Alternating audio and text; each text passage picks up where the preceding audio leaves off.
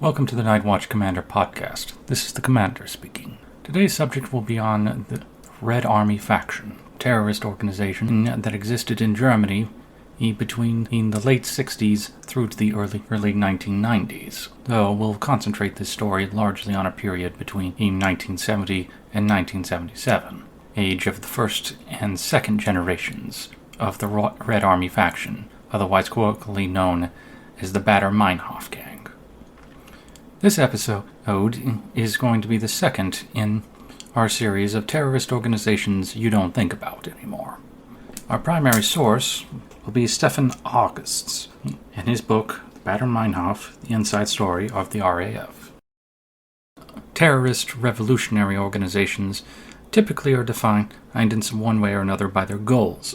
For our previous episode, the FLQ was defined by their desire to achieve independence or Quebec from the rest of Canada.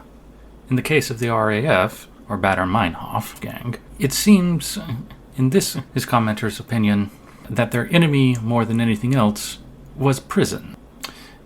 This is so shown in that their defining opening move was in and of itself a prison break.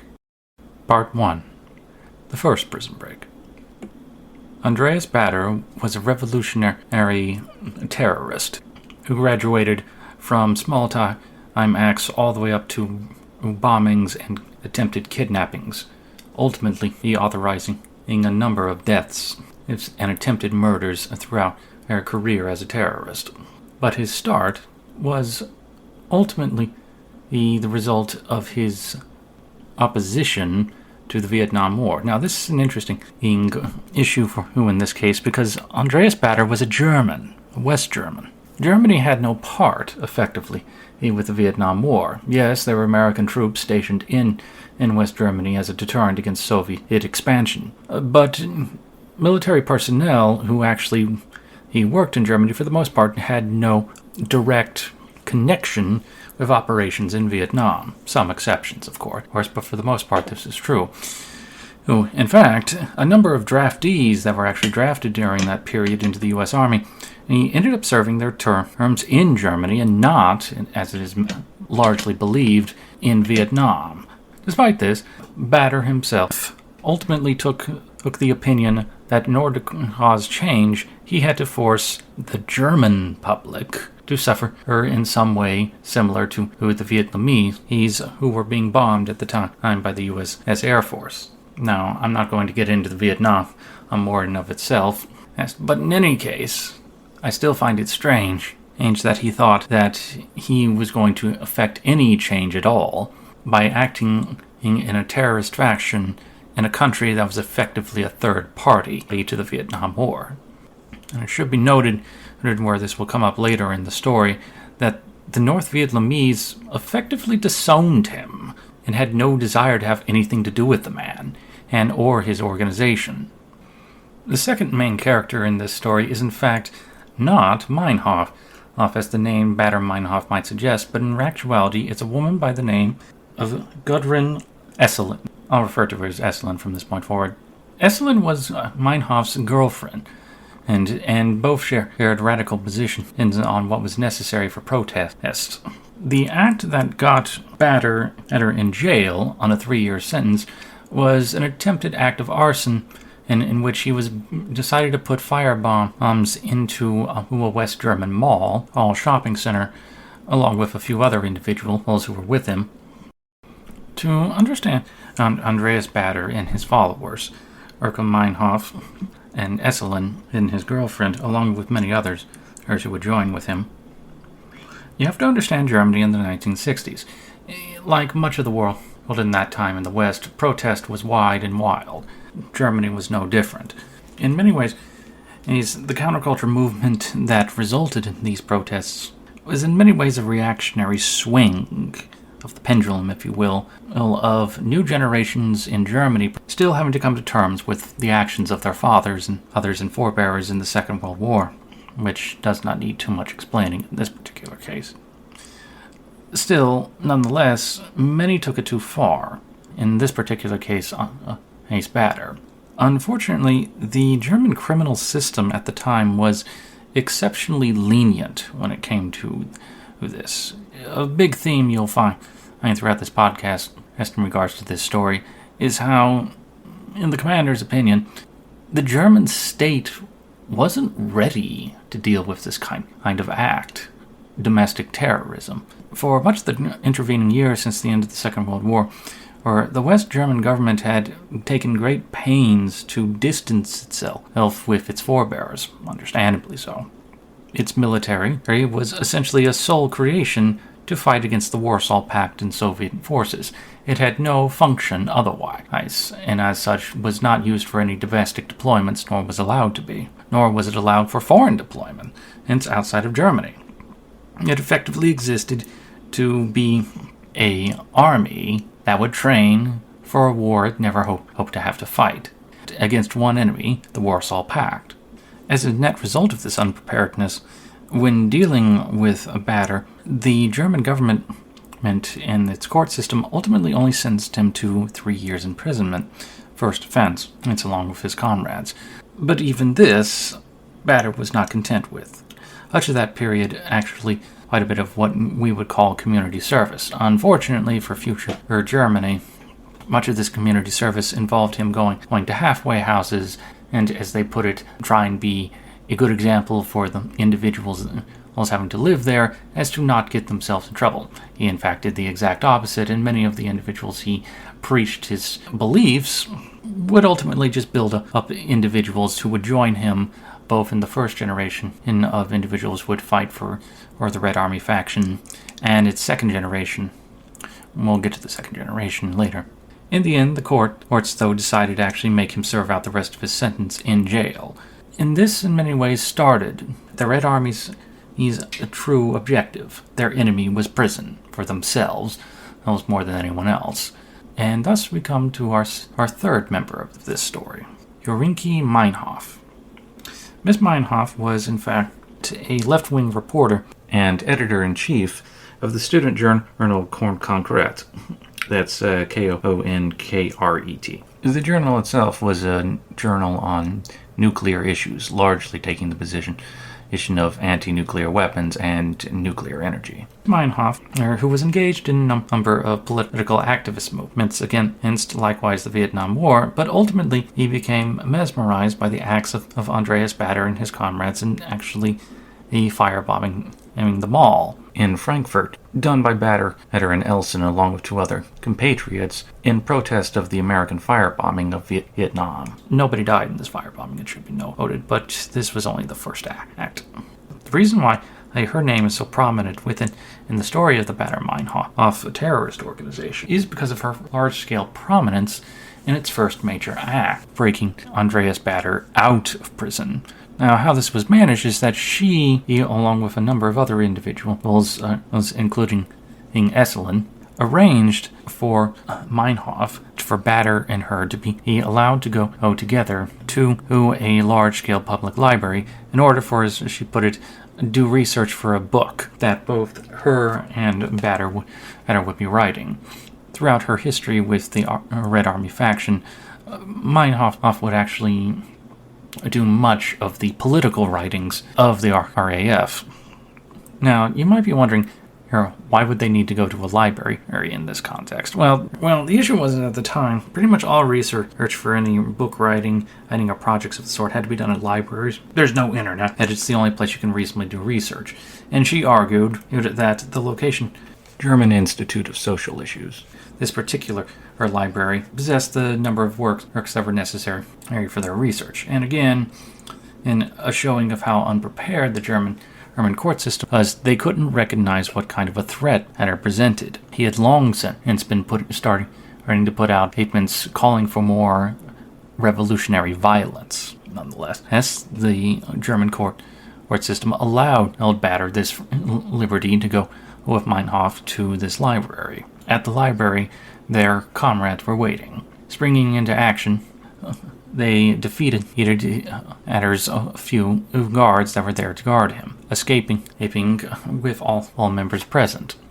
As part of their planned escape, The members of what was now all christened by themselves as the Red Army faction and by the press in Germany as the Baader-Meinhof gang would ultimately manage to slip out of Germany itself and would find their way over to the Middle East, where they met up with Palestinian Liberation Organization, or PLO. Baader-Meinhof and Esselin and their other comrade, its time with the PLO would be fraught, however, too much of a culture clash. Among the first issues that resulted from their working with the PLO was that Baader and his comrade the members of the Red Army faction had requested the PLO to have quarters that were co-ed. This was a bit of a cultural clash issue with the PLO, because the PLO, for the most part, didn't have any actual women fighters in this facility that they were training at. And as an organization, and was not predisposed to the idea of having co-ed quarters. However, they ultimately did indeed acquiesce.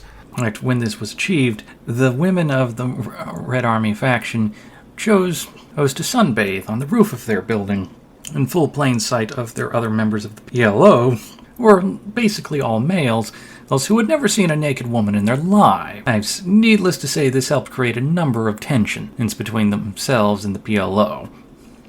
Now, as for the R.A.F's purpose of being with the PLO, aside from need to hide for the time being from any possible authorities from Germany or elsewhere, they were there to train, to actually get weapons training, perhaps some equipment even to launch, as they saw it, their revolutionary war against the system in West Germany, to wake it up. To be honest, their claim of fight against American involvement in the Vietnamese War, but the way they went about it makes no sense.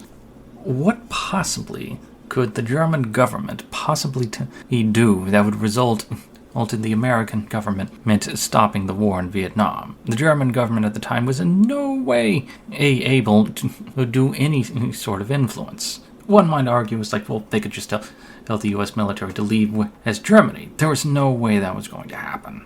The West German government and the vast majority of the West German population, though not all, and we'll get to the surprising popularity of the R.A.F., but nonetheless, the majority of the population understood that unless they wanted to be under the regime of the Soviet Union, they had to have the American army there, keep the Warsaw Pact out.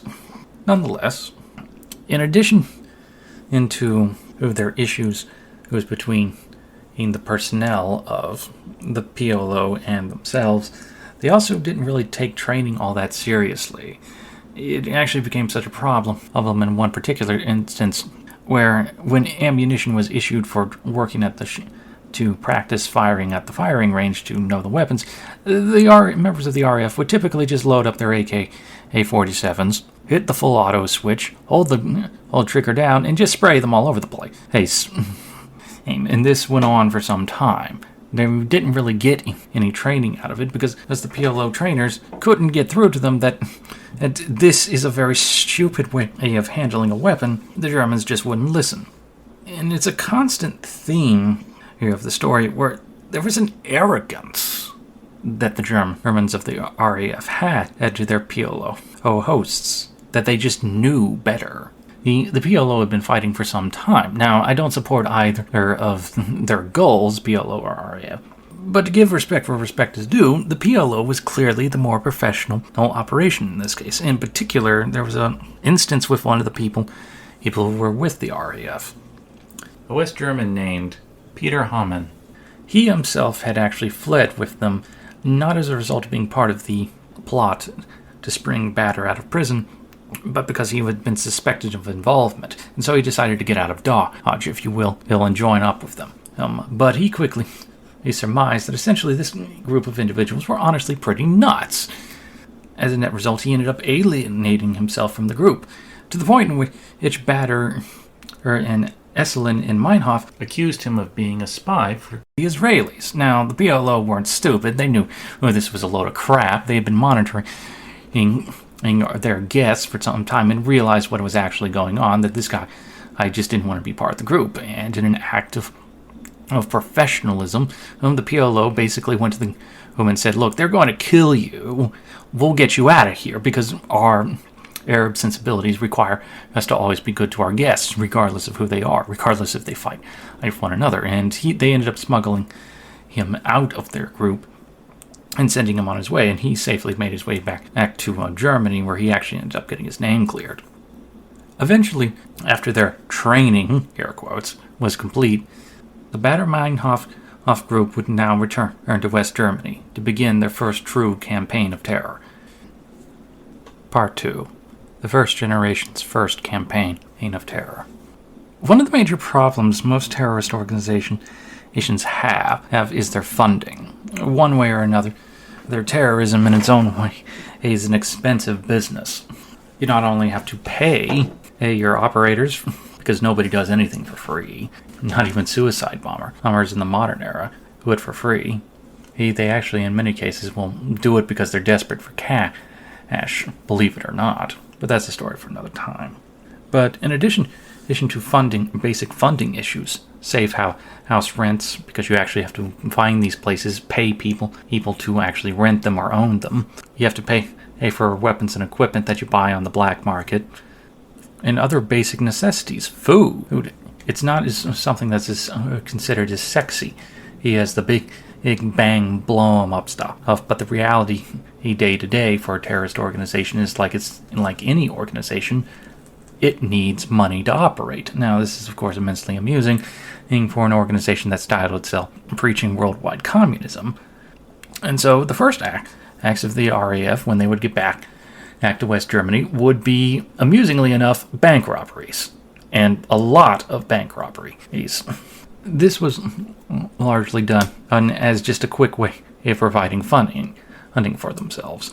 They didn't have supporting entity for their actions, as they were, at least for the moment, in no way a state-sponsored terrorist organization.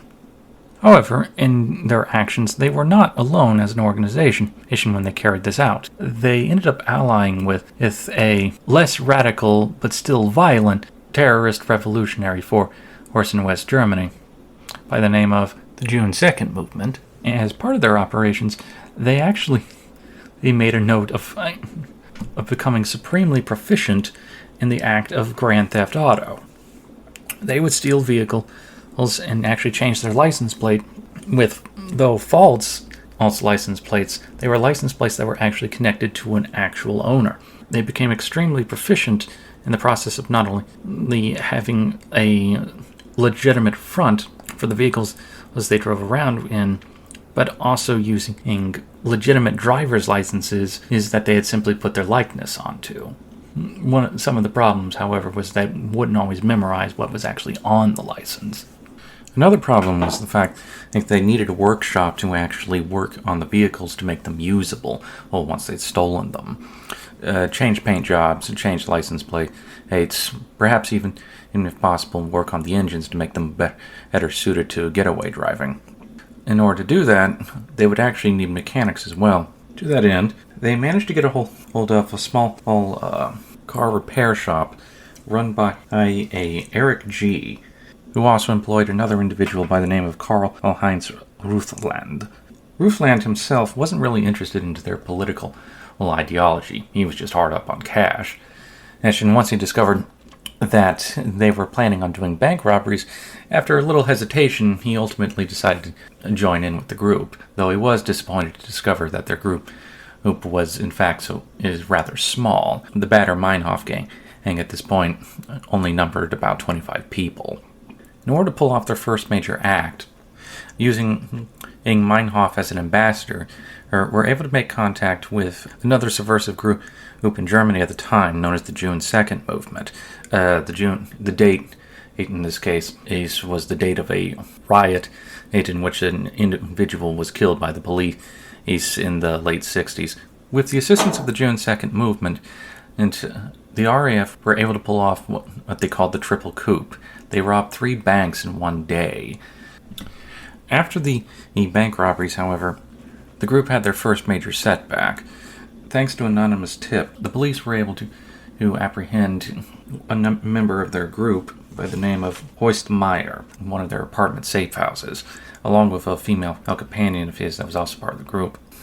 They then used the safe house as a trap, having all the officers staying inside, holding down both Meyer and his female companion. Two more members of the R.A.F. showed up later, and they were able to arrest them. However, by this point, the news of this had been leaked to reporters, and they had started standing outside the building where the apartment lay. Their cover blown, police took in their 4 captives. Their names, in addition to Meyer, were Monica Burchek and Irene Gorgens. They found in the apartment a list of R.A.F. expenses and evidence that showed that Elson was our group treasurer. But in addition to that, a number of firearms and plans for explosives, fake number plates, etc. And once again after this event, and the group's perpetual need to make prison the enemy shows up. After the arrest, they met together again and immediately set about making plans for trying to see if they could actually take their members out of jail. This would be a constant refrain aimed throughout the entire history of the R.A.F. in the 1970s. However, these particular plans in regards to their newly caught members would come to nothing. Though, amusingly, one of their ideas for bringing their comrades out of prison was put forth by their mechanic, Eric. He proposed actually building a helicopter, or using a Volkswagen engine, and just flying in and lifting them out.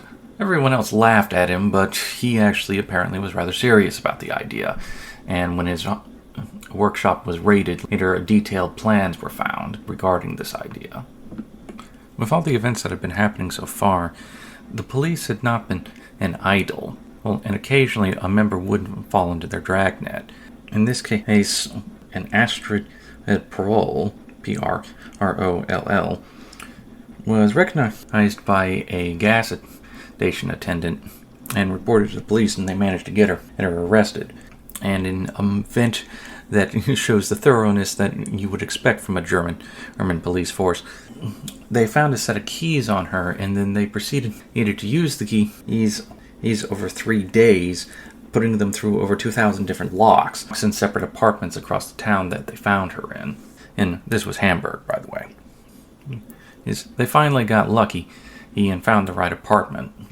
Inside, finding plans for attacking armored cars for bank transfers, and fingerprints of Baader-Meinhof off in Elson. In addition, during the dragnet that was put out as a result of this capture, the officers have been told to be on the lookout and check the IDs of people driving BMWs, the group's favorite vehicle. One vehicle, with a man and a woman inside, I mashed on the accelerator to get through a roadblock. In this case, it's those inside. It was one Petrus Schelm, S-C-H-E-L-M, and a Werner Hoppe, H-O-P-P-E. Hoppe had been successfully surrounded by officers pursuing him, and he chose to give up at that point and was arrested. However, Pietra elected to go out in a gunfight, and turned and fired, having jumped out of the car and ran in the opposite direction in his Hoppe. She was hit by a bullet from a police officer under left eye.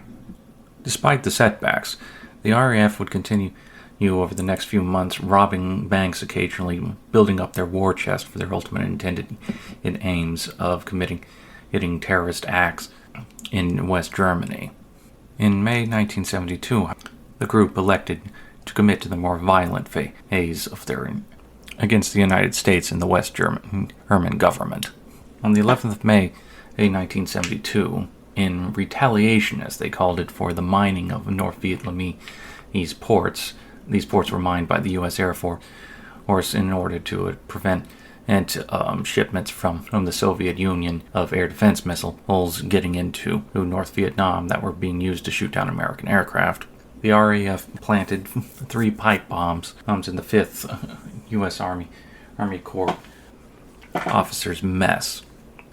The resulting explosion wounded 13 people, and killed one, Lieutenant Colonel Paul A. Blomquist.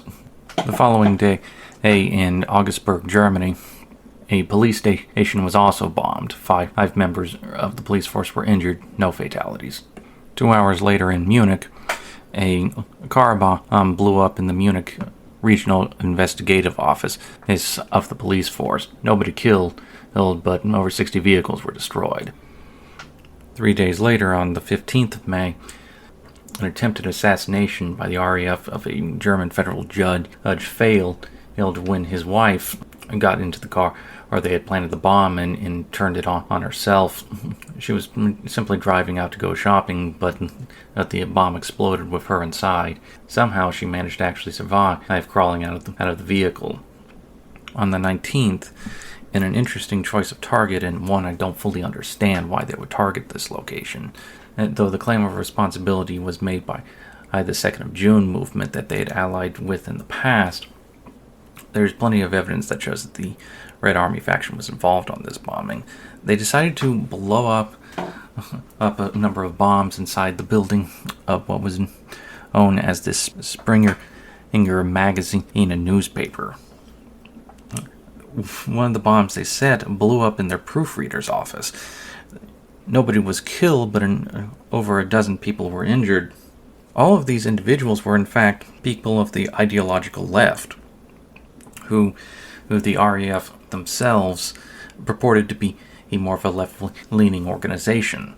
This further cements my belief that in actual truth the R.A.F., while had leftist ideology, were in many ways more of an anarchist group, who lashing out at anyone and everyone that they felt was against them, which in their case believed was all elements of both the government and the ruling system, including media members, etc.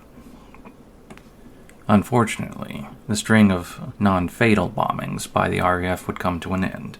On the 24th of May, at around 6:10 p.m., 2 car bombs went off on either side of the barracks at Block 28 and also at the mess of the European headquarters of the U.S. Army in Heidelberg. 3 U.S. Army soldiers would be killed in these attacks. Clyde Boner, Ronald Woodward, and Charles Beck. 5 more U.S. Army soldiers were injured. All these attacks in regards to the Vietnam issue were ultimately utterly futile and pointless. Negotiations between the United States and North Vietnam were already well underway at this point for ending the war. These attacks had no purpose and function other than to give outlet to anarchist leftist terrorists who felt the need to lash out in a fight that wasn't theirs. And it should be noted that North Vietnam and Vietnam, when unified after the Vietnam War, would never ever offer any safe haven to any of the individuals within the Red Army faction when requested by its members. As a result of these attacks, the entire helicopter fleet in service to the government of West Germany were deployed, along with roadblocks along every major highway and city across Germany. Much to the surprise of the R.A.F., the populace of Germany did not rise up at these measures. They had thought that when the police crackdown inevitably occurred after their bombing campaign, that the populace themselves would stand against them. They were wrong. The population of Germany had been quite shaken by this bombing campaign, and fully and heartily agreed with the measures taken, and proceeded to cooperate fully with the police force. Thanks to a tip-off from a resident in Frankfurt of a garage in an area called Hofleck, the police managed to search a garage where they found a number of bomb-making materials. After surveilling the garage for a while, 3 members of the R.A.F. showed up. One was almost immediately taken into custody, but the other 2 managed to retreat into the garage, where a siege each took place. After a few shootouts with police, one of the 2 remaining members was shot in the leg. The other chose to surrender. The police ordered him to take his clothes off down to his skivvies and walk outside, where he was arrested and cuffed. Unfortunately, there were members of the media nearby who took pictures of this event, and in the minds of sympathizers to the R.A.F., this image of the police handcuffing a guy in nothing but his underwear harken back to images of earlier German oppression and during the Second World War, and help propagate the myth of German government oppression of members of the R.A.F. This is complete nonsense. These people were murderers, or they had to be treated as seriously as they were. After securing the one individual, the police then entered the garage to finally arrest the last member of the group. He wasn't dead, only wounded, but to their great surprise, this last member was himself, Andreas Baader. He had been finally captured. A week later, in a clothing store in Hamburg, a woman in a sweater and a large coat walked in, taking off the coat and hanging it on the coat rack. She asked to see a number of sweaters. The employees at the store thought to themselves that she didn't look all that well, and after one of them led the woman away to look at the various sweaters that she had requested, and one of the members of the staff had gone up and lifted the coat and discovered that there was a gun on the coat. After calling the police, the woman, after putting up a bit of a fight, was arrested. It was in fact Elson. The dragnet continued to close, and over the next few days a number of the remaining individuals of the active Red Army faction were arrested. Some days later, on the 15th of June, a small woman knocked on the door of a teacher. After agreeing to allow the person to stay in his apartment, and his girlfriend said that he should call the police because she was concerned and the individual was in fact on the run from the law. He didn't want to, however, or he didn't want to turn someone over who looked as relatively innocent into the police just on fear alone. However, later at work he realized that the person in question wasn't a member of the Red Army faction, then they wouldn't have anything to fear from the police. However, if that unknown person was a member of the Red Army faction, he should be in absolute fear for his life and the life of his girlfriend.